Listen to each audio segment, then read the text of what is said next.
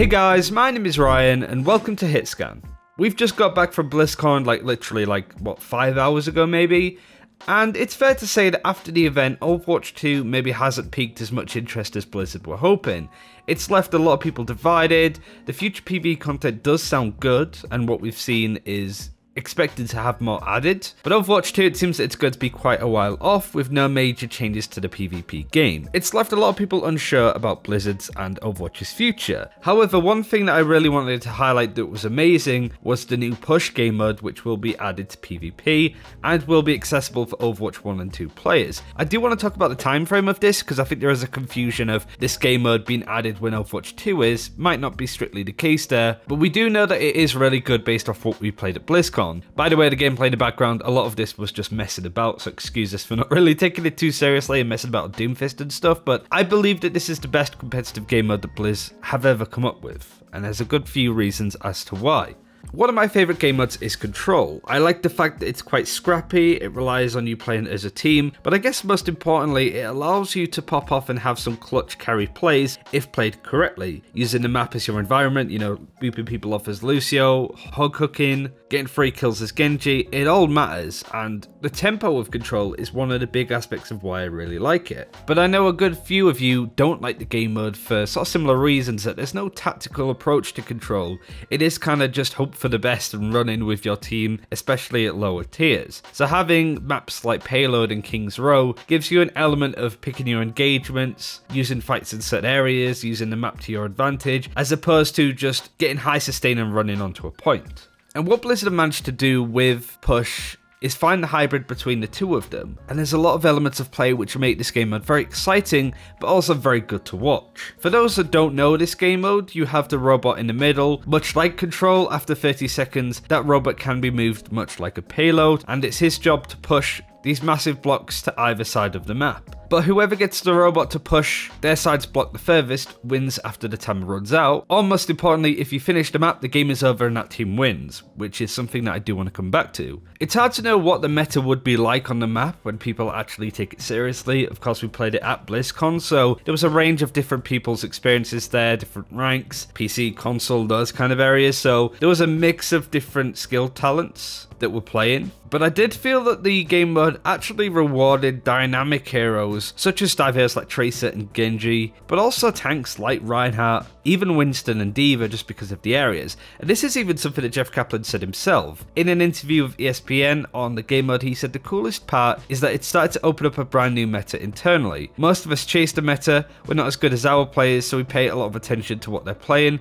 We usually play their comps. We found that certain comps weren't really effective, like a bunker comp or push isn't really effective. It started to bring new heroes into the mix. A lot of Reaper, a lot of Tracer, a lot of Sombra because of all of the flank routes. And he goes on to the really nice area of the map layout. Now this is only applicable to Toronto. The other maps for this game mode could be awful, which again, want to talk about at the end of this video. But the map itself has this nice snake-like route where there's lots of flanks and ways to cut through the map. It's very quick and very easy to get back into the fight after you die. And because of that, and this is the main area, you get this nice to and fro with the game mode, which will make it both amazing to play, but I guess most importantly more amazing to watch. I'd say one of the only few issues with maps like King's Row and Payload maps is just how the tempo of the game and the momentum of the game can easily be taken out just by side switching and all that jazz. And also games that really decided in particular moments, it's decided throughout the whole of the game. What I mean by that is, say you're attacking first point on King's Row, you take it and you blitz through the map in record time. Like you get it done in 2 minutes, you have like 4 or 5 minutes of extra time to go into the next round. Basically there's no way that you can lose. But even then you still have to play out the map, you still need to defend yourself. And this is even similar on maps like Control. Now there is a really integral point I do want to bring up towards the end of this video why that's a good thing for those game modes, but I really like that it's just this one mode for push with a certain time bank the teams have to push on. It makes the game very arcadey, and I think because of that, it really plays into what makes Overwatch great. Comparing that to CSGO, where the tempo is a lot slower, it's the long game, you can lose the first 5 rounds and still come back and win it. That's the charm of a game like CS. But for Overwatch, I don't think it really plays into the high tempo game mode that it wants to try and keep up. And that's personally one of the things that puts me off from watching Overwatch League a lot of the time. This game mode will have a lot more crazy moments, and it's more akin to other sport. There's no better games than football, I'm going to call it soccer in this video, and basketball, in my opinion at least,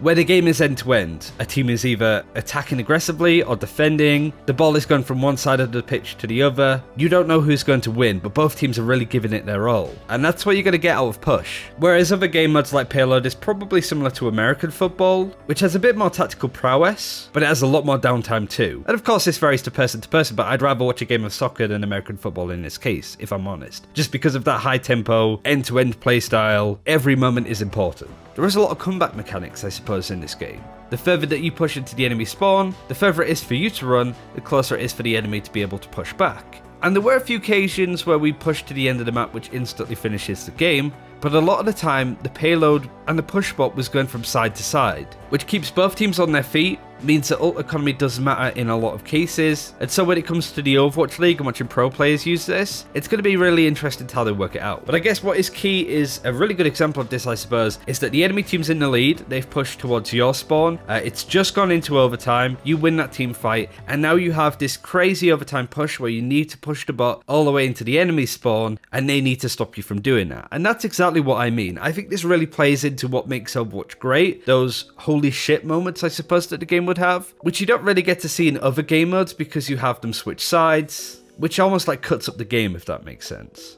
There's plenty of options for teams to reset and move back, or have to touch the point to make sure that it's not going anywhere. Either zerging onto the point to try and stop it, or resetting and finding a better place to have an engagement. Both are good strategies that can work in this game mode. Whereas in something like Control, if you're trying to run onto the point on your own against 6 of them, you're not really stalling. You're, in fact, making it easy for the enemy team. But if you're stalling the point to say a Tracer, making sure that it's not going anywhere, there are advantages to that. And I find that really cool actually, and I can't wait to get into this more. This is more applicable to Toronto as a map, but I also feel that what Jeff Kaplan said makes sense with how the map is laid out. There's a lot of high ground, low ground areas that you could jump to as a Winston or a Hammond or a Doomfist, like in some of the gameplay. There's a lot of places that you could retreat to or hold if you're playing particular characters. So it means that dive and high mobility heroes are really good here in comparison to Bunker, which, much like Paris First Point, can't just sit there for the rest of the game and gather dust. A Bastion's key job on defending Paris Point A is to not move, and you can have games as Bastion where you don't move at all. In this game mode, you can't do that. You have to constantly move, either backwards or forwards, otherwise you will just lose the game. And I guess most importantly, you can't really just put a Bastion on the payload, really, either. You have this really awkward square that you could probably put a Bastion onto with a Maywaller just jumping down from high ground, but it means that you're very open, and I don't think there's necessarily space for an Orisa shield to be plopped up there too. So you are up in the air and quite an easy target if you want to play such an aggressive stance. So it does reward different metas like Jeff Kaplan said. But also, Toronto has some really cool sightlines. Like I said, the map is very big because it's an Overwatch 2 based map, but because of the snake-like features, there's a lot of vistas and flanks that you can go around, there's high ground bits and pieces that you could jump on, and you have these amazing sightlines that you could use as, say, a Widow or a Hanzo or a Pharah. Pharah is really good on this map because you have the really tall buildings that you can hide behind, much like Eichenwald First Point. And so a lot of other heroes become viable in different areas. Not only do I think this is the best game mode that Blizzard have come up with, it could be one of the best maps, but of course, there is a chance that this could be the next 2CP Paris map. This is first impressions after all, but from what I've experienced and also other players, like I think Samito tweeted about it, Swimmer 2, said that this is a really cool game mode and it was so much fun to play. There is a downside though. Because the map finishes completely when you get to the end of a map, it means that there's no real way for you to turn it around if you're really getting stomped. Let's say that you are playing Control on the first point and you lose 100% to 0. There is an element of you being able to come back for round 2 and round 3, much like payload maps. There is always a chance for you to have a better attack than the enemy team did, or better defense. But for this, there's no second chance. You lose that round, that's the end of the game. And there's no way for your team to sort of recollect and regroup and spawn to work out what you're doing. So there might be a lot of quick rounds with this game mode. With that said, it does mean that those one-sided games are over very quickly, meaning that even if you are on a bad team, you're not spending too long in this game. If it was 2CP and you spent 20 minutes on a game that you knew that you were going to lose, that's a big waste of time. Here though, it's not too bad. Of course, I can't speak for the other maps that haven't been announced yet, or at least Gothenburg and Monte Carlo, which could maybe just be other like 2CP maps as an example. They're not necessarily down to be pushed specifically, I don't think. But this was one of the best highlights for me, is playing this game mode. It was so much fun. I think Blizzard have nailed how to do a PvP map like this.